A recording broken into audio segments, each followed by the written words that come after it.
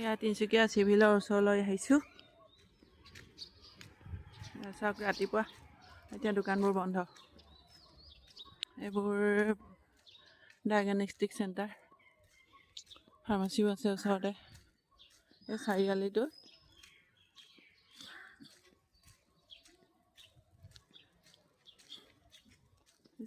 এইফালে আছে এখন সংগীত বিদ্যালয় চুকটোতে, আৰু এইফালে চিধা গৈছে বৰদলৈ নগৰ, আৰু এইখন civil hospital, Tinsukia civil hospital পুৰণা হয়। এতিয়া নতুনকৈ মাকুমত বনালে, এখন অপেনিঙো হৈ গ'ল, এতিয়া ধুনীয়াকৈ চলি আছে। আৰু এইখন চব পুৰণা হৈ গ'ল, আৰু ইয়াতে কাষ্টমাৰো কমিলে এতিয়া। এইখন তিনিচুকীয়া অসামৰিক চিকিৎসালয় লিখা আছে, তিনিচুকীয়া চিভিল হস্পিটেল।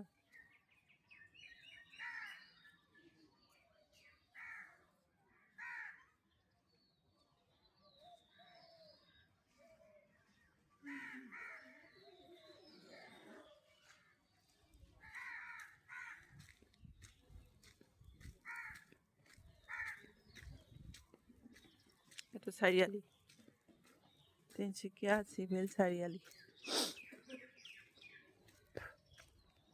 বৰষুণ দিলে কালি একদম বোকা হৈ গ'ল ৰাস্তা, আৰু এইফালে বনাই আছে ৰাস্তা, মানে ভাঙিছিলে, তাৰপিছতে এতিয়া ব্লক ইটা দিব চাগে, সেইকাৰণে বহুত বৰষুণৰ পানীয়ে বোকা কৰি পেলালে, ৰাস্তা গেলাই দিছে। এইবিলাক চিভিলৰ ওচৰৰ দোকান, এইবিলাক এতিয়া বন্ধ হৈ আছে, খুলিব আৰু লাহেকৈ। কিছুমান এখন দুখন খুলিছে। এইখন সংগীত বিদ্যালয়, চিভিল চাৰিআলিতে আছে সংগীত বিদ্যালয়। বিষ্ণুজ্যোতি সাংস্কৃতিক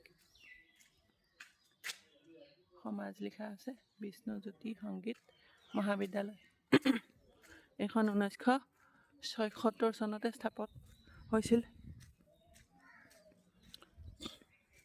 দেখিছেনে হোটেল এইবিলাক আছে, কি চেমচং হোটেল, সেইবিলাক আছে হোটেল, কেইবাখনো ভাতৰ হোটেল আছে। চিভিলৰ মানুহবিলাকে ইয়াত খাবলৈ আহে। ৰাস্তা খালী হৈ আছে, আজি ঠাণ্ডা কাৰণে অহা নাই, মানুহবোৰ ওলাই অহা নাই ৰাতিপুৱা।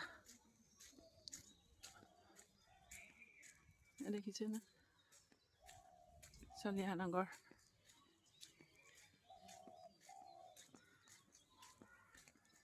ৰাতিপুৱা 5 বজাৰ চলিহা নগৰ।